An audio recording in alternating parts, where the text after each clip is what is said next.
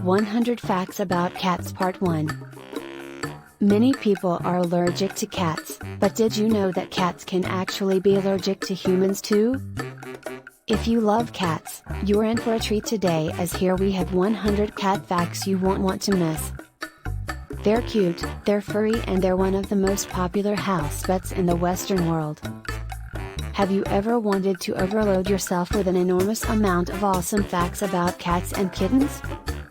If the answer is yes, you're in luck, because from this point onward cat facts are all we're going to be talking about. Before we start with this huge list of facts about cats, here's a quick video with our 5 favorite cat facts from this list. 5 favorite fun cat facts. No American household is complete without a furry little friend. While there are more US households with pet dogs, there are way more pet cats than dogs in total. A 2019 survey of US households found there to be around 94.2 million pet cats, while there were only 89.7 million pet dogs. That's almost 5 million more cats than dogs. A male cat is called a tom. A female cat can be a molly or a queen. A cat looking upwards, whilst sat on a wooden floor. And no, we're not just talking about the names that we give our feline companions.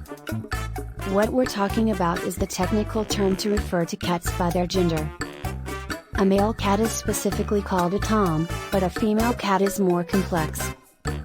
Normally, a female cat would be referred to as a molly, but if it's pregnant with kittens then it's a queen.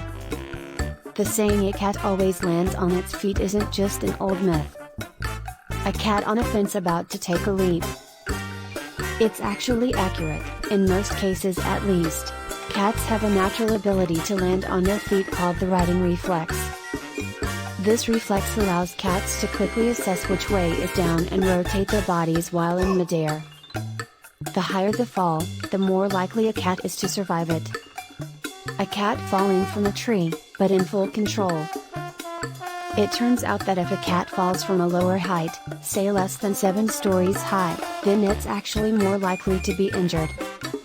If a cat falls from a greater height, it has more time to correct its position mid-flight and prepare itself more for the landing. There are even reports of cats falling from as high as 32 stories high and coming away with just a chipped tooth and a punctured lung. There are many ways to refer to a group of cats. A group of cats. It really depends on the cats, too. The collective noun for wild cats, for example, is a destruction of cats. Regular house cats are generally called a clatter of cats. However, they can also be called a glaring of cats if the cats you're referring to don't know each other and are glaring at each other.